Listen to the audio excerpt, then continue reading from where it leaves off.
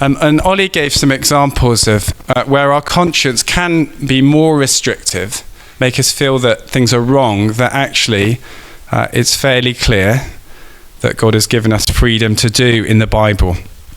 And so some examples that you might have come across this, perhaps eating halal food.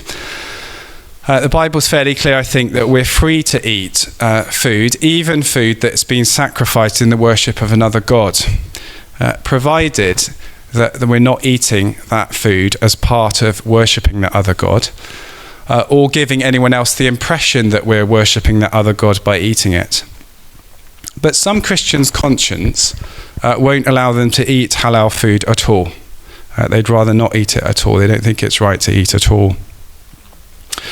One that I think was touched on last week, Sunday observance. We're free to do activities, including work and going to the shops on Sundays. But some Christians' conscience won't allow them to do these things. They don't think it's right to be working on a Sunday or going to the shop on Sunday. And there are other examples as well. I'm sure that we touched on last week, drinking alcohol. Having a particular version of the Bible. Some Christians' conscience, they feel very strongly that there's only one particular version of the Bible that is right to use. Only singing psalms in church. Some churches will only sing psalms in worship. They feel that that's a biblical mandate to do. Or only songs of a particular musical style.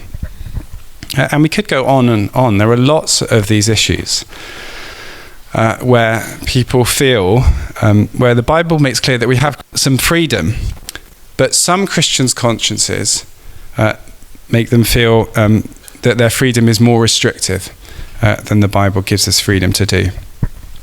And the subject of the passage that we've had read to us is, what are we to do when those kind of differences arise? And we started talking about this last week, and we already started talking about it from the first bit.